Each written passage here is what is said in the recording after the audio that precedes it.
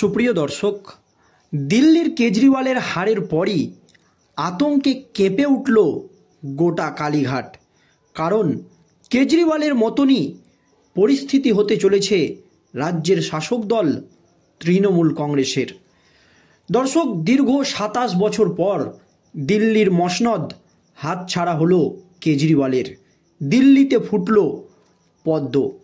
এই আবহে বাংলা নিয়ে একটি আশঙ্কার পরিবেশ তৈরি হয়েছে। কারণ যে কারণে দিল্লি হাতছাড়া হলো কেজরিওয়ালের, সেই একই পরিস্থিতি কিন্তু দেখা গেছে বাংলার ক্ষেত্রে। এমনই মত বিশেষজ্ঞ মহলের। কারণ একাধিক দুর্নীতি ইস্যুতে নাম জড়িয়েছিল দিল্লির হেভিওয়েট নেতামন্ত্রীদের। এমনকি দিল্লির মুখ্যমন্ত্রী অরবিন্দ কেজরিওয়ালও আবগারি দুর্নীতি মামলায় গ্রেপ্তার হয়ে তিহার জেলে বন্দী ছিলেন। পশ্চিমবঙ্গের মতো দিল্লিতে তাবড় নেতামন্ত্রীদের বিরুদ্ধে চলছে ইডি সিবিআইয়ের তদন্ত। আবগারি দুর্নীতিতে সেখানে জেলে গিয়েছে তৎকালীন মুখ্যমন্ত্রী অরবিন্দ কেজরিওয়াল ও উপমুখ্যমন্ত্রী মনীষ সিসোদিয়া। এই আবহে রাজ্যেরও একাধিক দুর্নীতি ইস্যুতে রাজ্যের শিক্ষামন্ত্রী পার্থ চট্টোপাধ্যায় থেকে শুরু করে অনুব্রত মণ্ডল, হেভিওয়েট নেতামন্ত্রীরা গ্রেপ্তার হয়ে জেলে ছিল। এখনও পর্যন্ত রাজ্যের প্রাক্তন শিক্ষামন্ত্রী জেলে রয়েছে। এই আবহে একটি বড়সড় আশঙ্কার পরিবেশ তৈরি হয়েছে বাংলায়। কি মনে করছে রাজনৈতিক মহল? বাংলায়ও কি দিল্লির মতো পরিস্থিতি হতে চলেছে? কেন হতে চলেছে?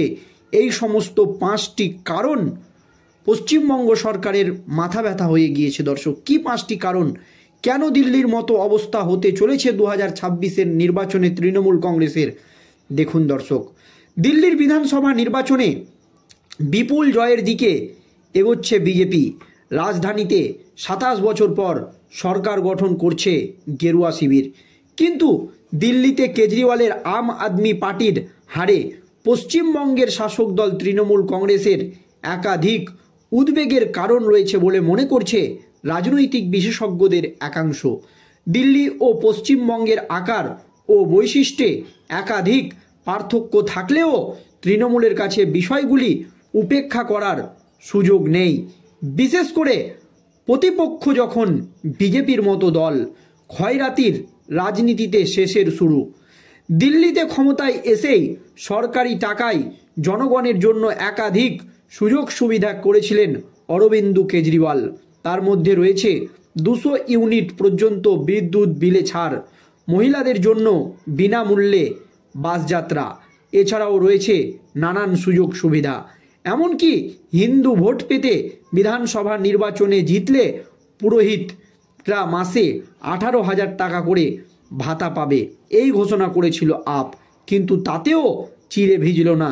যাতে স্পষ্ট দান খয়রাতির রাজনীতি সর্বোপরি নয়, মানুষ অধিকার ও উন্নয়ন চাই।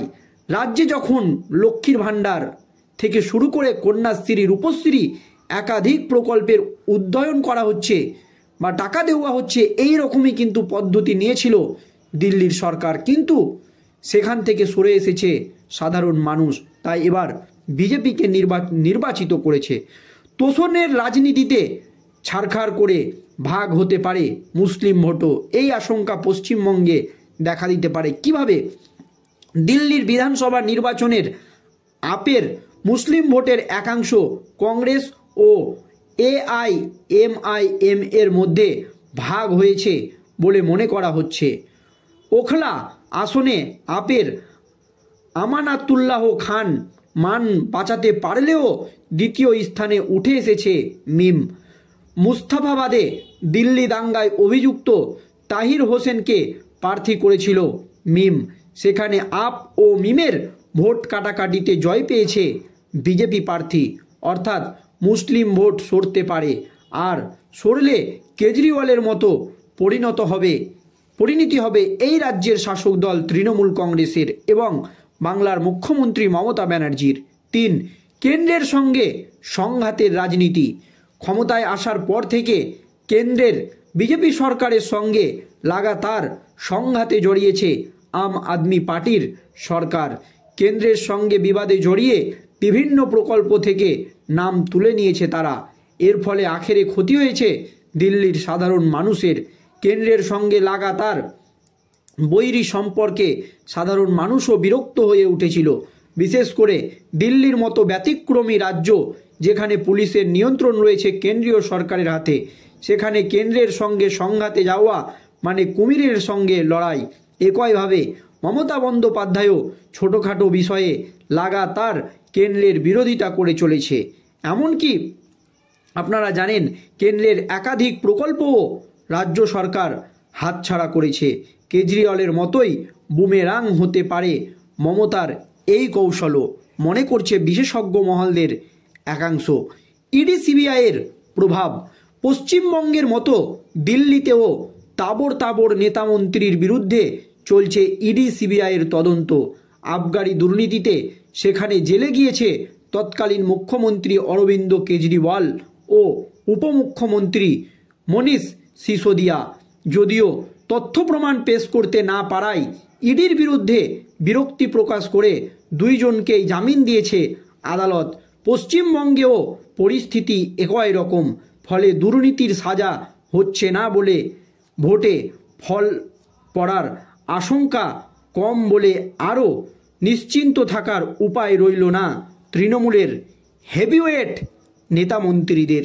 দুর্নীতির অভিযোগ পশ্চিমবঙ্গ ও দিল্লি দুই জায়গাতেই নেতামন্ত্রীদের বিরুদ্ধে রয়েছে ভুরি ভুরি এবং ব্যাপক দুর্নীতির অভিযোগ। রেশন দুর্নীতি থেকে শুরু করে নিয়োগ দুর্নীতি, গরু পাচার, কয়লা পাচার, পৌরসভায় নিয়োগ দুর্নীতি, একাধিক দুর্নীতি কিন্তু পশ্চিমবঙ্গতেও রয়েছে। এখনও পর্যন্ত পশ্চিমবঙ্গের নির্বাচনে রাজ্য সরকারের বিরুদ্ধে দুর্নীতির অভিযোগের তেমন প্রভাব পড়েনি। তবে দিল্লি বলছে ভবিষ্যতে যে প্রভাব পড়বে না সেই নিশ্চয়তা আর রইল না। কারণ দিল্লিতে দুর্নীতির কারণে যেভাবে কেজরিওয়ালকে মানুষ ছুঁড়ে ফেলে দিল, সেইভাবে এই রাজ্যে বা ওয়েস্ট বেঙ্গলে পশ্চিমবঙ্গেও কি শাসক দল তৃণমূল কংগ্রেসকে ছুঁড়ে ফেলে দিবে 2026-এর নির্বাচনে বাংলার সাধারণ মানুষ? দর্শক, এই নিয়ে আপনাদের কি মতামত যে 26-এর নির্বাচনে কেমন ফলাফল করতে চলেছে এই রাজ্যে বিজেপি এবং তৃণমূল কংগ্রেস? অবশ্যই আপনারা ভিডিওর কমেন্ট বক্সে কমেন্ট করে জানাবেন। ধন্যবাদ।